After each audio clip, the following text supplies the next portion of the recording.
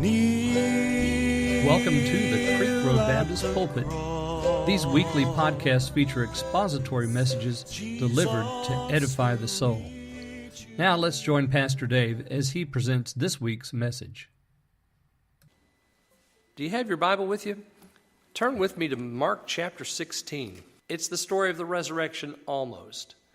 And you'll see what I mean by that in just a minute. So let's read Mark chapter 16, beginning in verse 1.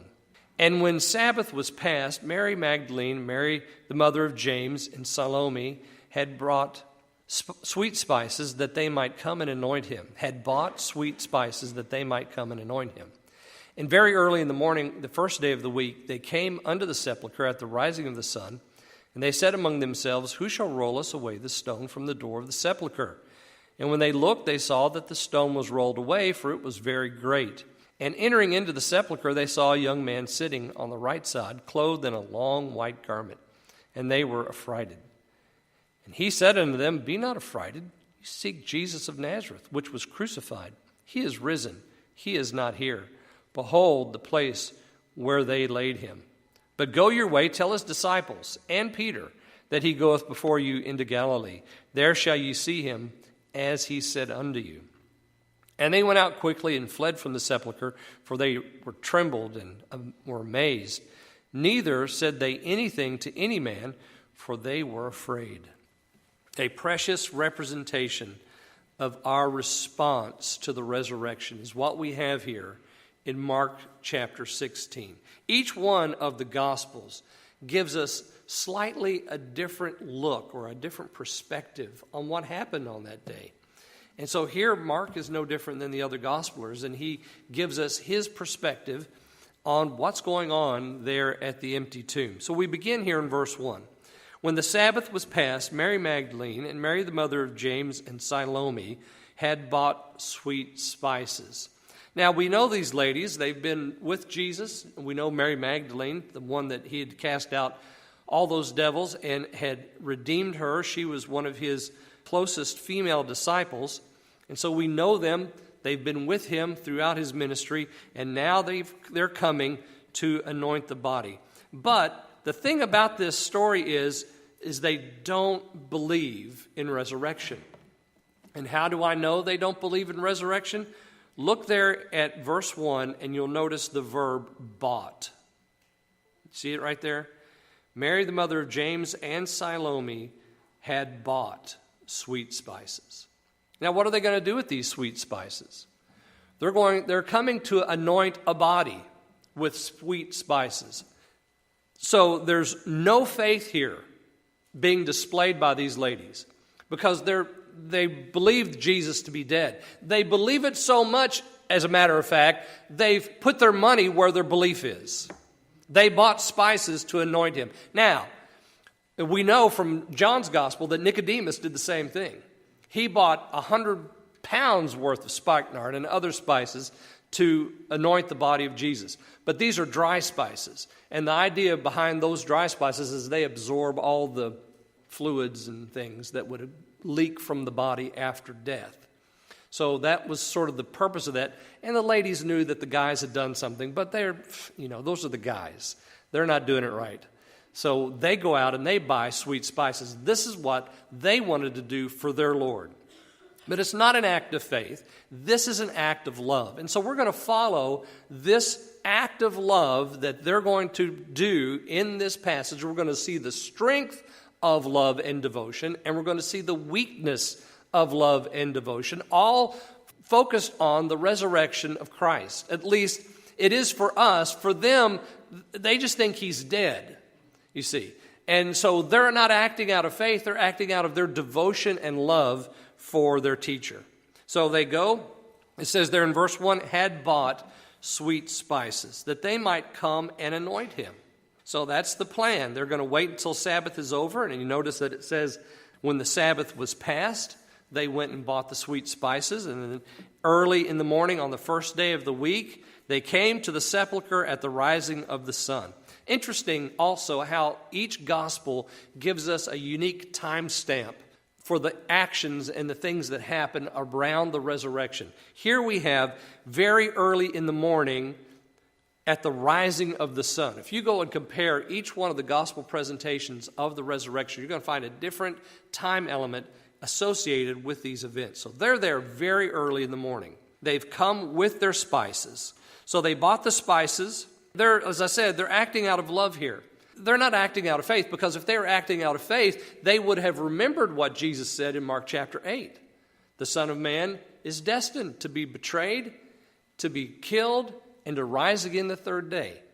If they had acted in faith, they would have remembered that and said, we don't need spices because it's the third day. They would have gone to the tomb and said, I'm ready to see Jesus. But they didn't. They have gone to the tomb to look at a body that's dead.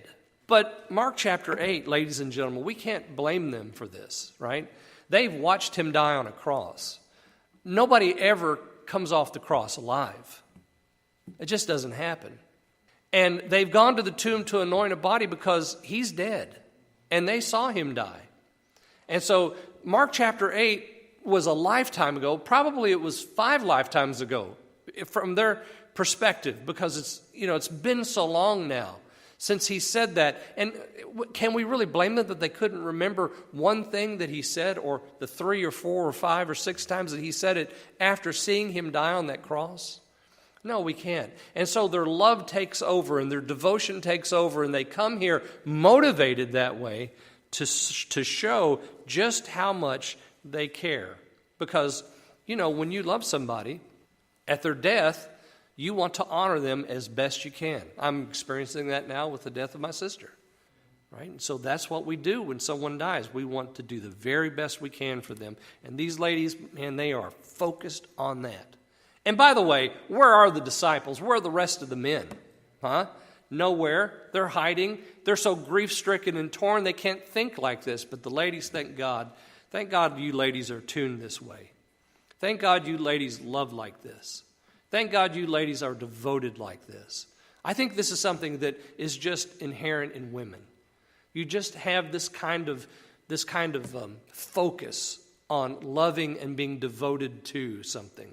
Whether it's family, whether it's Christ, you're just that way. God has tuned you like that. And so these ladies are behaving in a way that we would expect these ladies to behave.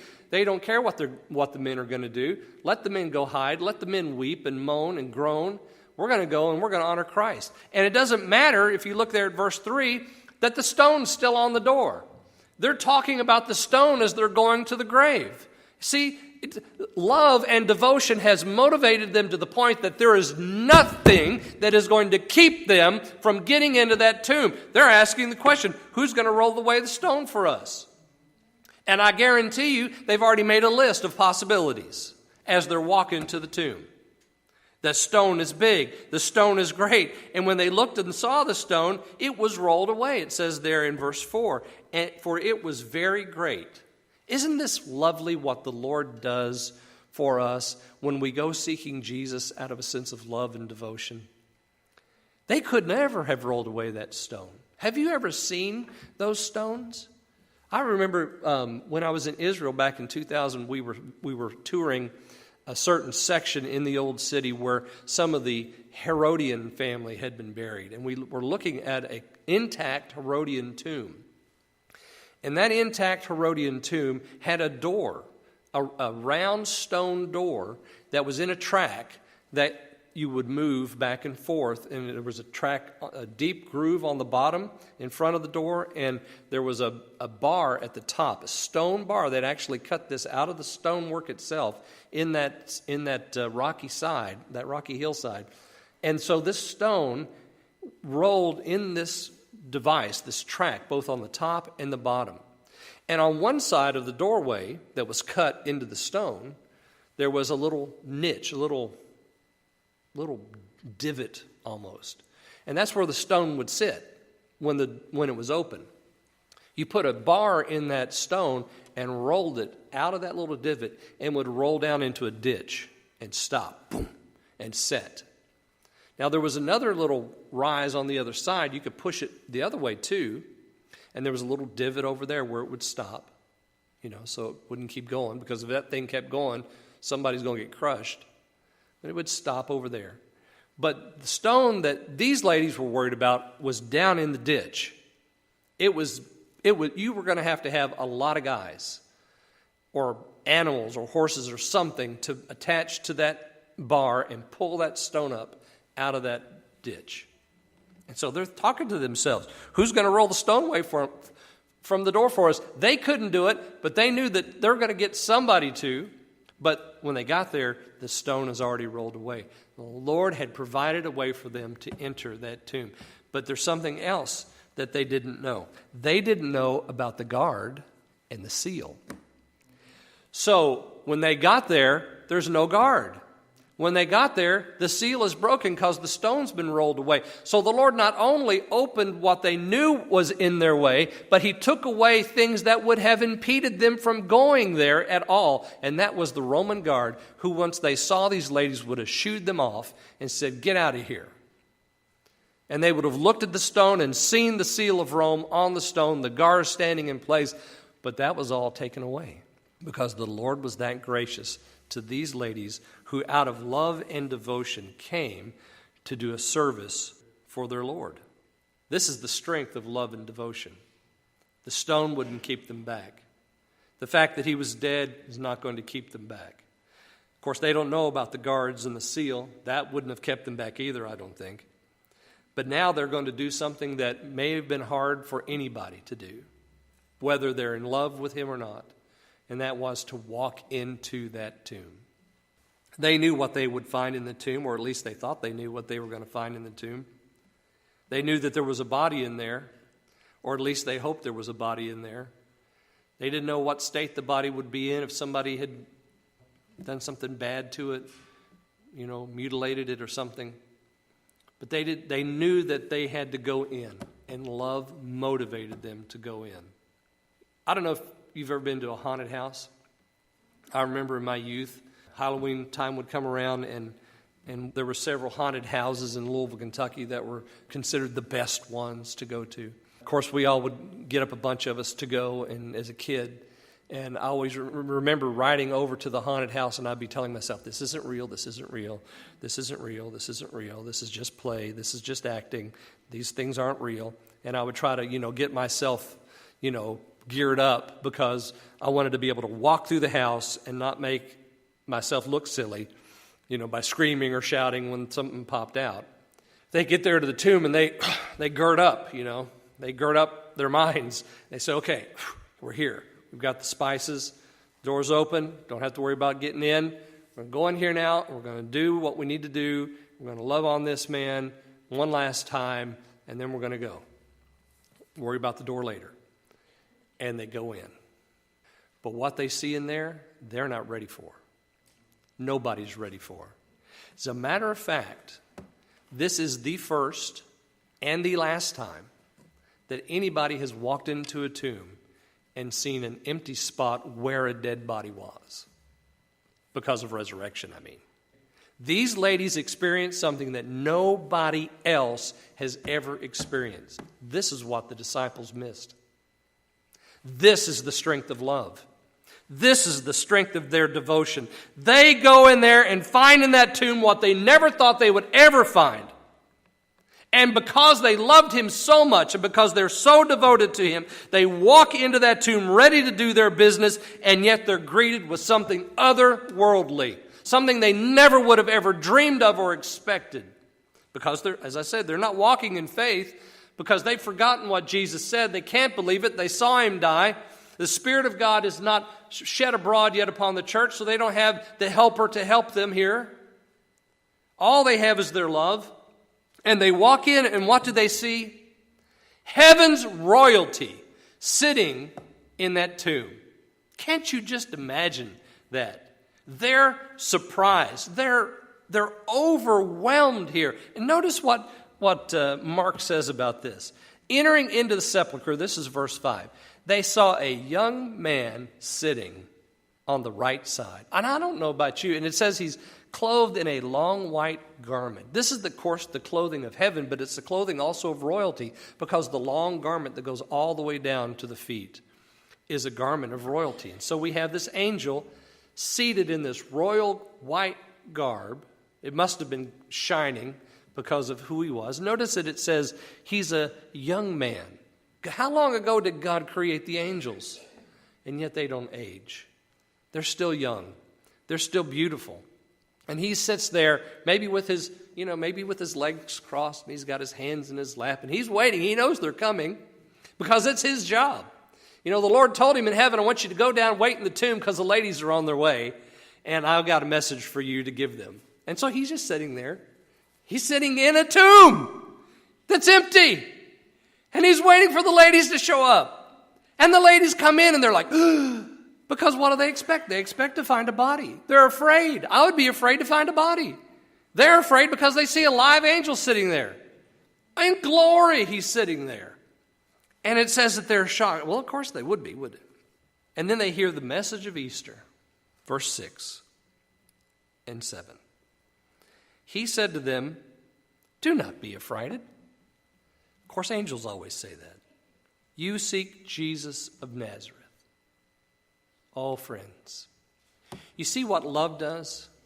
Love brings the seeker all the way into the tomb. The power of devotion brings us all the way into the tomb. But we will never find Jesus there. The angel says you seek him. He was crucified. He is risen. He is not here. Those three statements are the power of the gospel. Notice the language. The verbs are very important in these three statements. Number one, which was crucified. Crucifixion, ladies and gentlemen, will never happen again. Not like this. Jesus was crucified. He died once. He was one sacrifice given at one time for all men. There is one shed blood. There is not multiplicity of sacrifices any longer. Jesus was crucified. He will never go back to that cross ever again. It's done. When he said on the cross, it is finished. Folks, we can write it down. It will never, ever happen again because that sacrifice was done forever. It is eternal. It is a gift to every man, to every woman. That sacrifice was. What is? Notice what he says next. He is risen. I'm sure that in their scrambled minds at this moment, they don't know what to think. They're looking for a body. We just went to the store and bought spices. We're looking for a dead body. The angel says, oh, no, Jesus was crucified, but that was whole 3 days ago. He is risen. Notice what it says. He is not here. So we have an angelic answering machine right here in the tomb. He is not here right now. Where is he? He's everywhere. He's in heaven with his Father. He's coming back. He's going to talk to Mary Magdalene later on. He's going to talk to the 2 on the Emmaus Road. He's going to go and talk to the 11 in the upper room where they're hiding. He'll be everywhere. But he's not here, and you're not going to find him in a tomb any longer. Now, it's wonderful to go to the tomb. I had hoped to show you pictures on the screen today of the Church of the Holy Sepulchre and the tomb of Christ that's there. He's still not there. It's wonderful to go there and see that, but when we go and we peek into the empty tomb, whether it's the Church of the Holy Sepulchre or whether it's Gordon's Calvary, and we look in there and we see that it's empty, we need to remember the angel's words. He was crucified. He is risen. He is not here. It's great to see it, but remember, you don't have to go there to find him. These ladies were seeking Jesus and had been motivated by their love, but now we're going to see where love fails. Because he says here, this angel, he says, behold the place where they laid him. But verse 7, go your way, tell his disciples and Peter. Now, isn't that lovely that it says and Peter? Peter certainly needed this. He needed somebody to tell him because he had denied Christ 3 times. Peter probably thought, I'm not worthy to get this message. He's not going to remember me. He's not going to bless me like that. But the angel says, you go tell his disciples and Peter. Make sure you tell Peter that he goeth before you into Galilee. There shall ye see him as he said unto you. He was crucified. He is risen. The disciples need to hear this. Go and tell them this. Verse 8, what happened? He did come back. But first, the ladies did something. They went home. This is where love fails. They couldn't believe. They could not. It was too much for them. Notice verse 8. They went out quickly and fled from the sepulcher. Just like if they had seen something real in that haunted house, how quickly would you want to get out of that haunted house? They're in a tomb, there's no body, and there's an angel. I'm getting out of here. Even though the angel says, don't be afraid, the fear is just mounting in them. They went out quickly, fled from the sepulchre, for they trembled and were amazed. Neither said they anything to any man, for they were afraid. See, there should be joy here, but there's not. There's fear. There should be purpose, but there's not. There should be obedience, but there's not. There's disobedience. They're not going to go tell the disciples. Notice it says, neither said they anything to any man. They ran back home because the tomb is empty. They didn't understand. They didn't get the message of Easter. They didn't get the commission that they had just been given, the wonderful gift that they had just been given to go and tell the disciples and be those that encourage the disciples, because they hadn't approached the place with faith. And I fear today that there are a lot of folks on Easter Sunday who are showing up at tombs with spikenard and sweet spices, and they're ready to dress a body for another year. But love and devotion will fail if there's not faith applied. And these ladies had no faith to apply to this situation. They run away. Notice the language. Went out quickly. They fled. They trembled. They were amazed. They were afraid. How often does Mark need to tell us this? They were overwhelmed with it. But it wasn't a good emotion that they were overwhelmed with. It was negative. And so they kept it to themselves. They didn't know what to say. Who's going to believe that they've seen an angel? Even an angel's word doesn't transform. But I want you to see verse 9. Look at verse 9. Now when Jesus was risen early the first day of the week, he appeared first to Mary Magdalene, out of whom he had cast 7 devils. And she went and told them that had been with him, as they mourned and wept. And when they had heard that he was alive and had been seen of her, believed not. You see, what transforms fear into joy, what transforms love and devotion into faith, is the very presence of Christ. When he appeared to Mary, it all passed away. And Mary's one of these.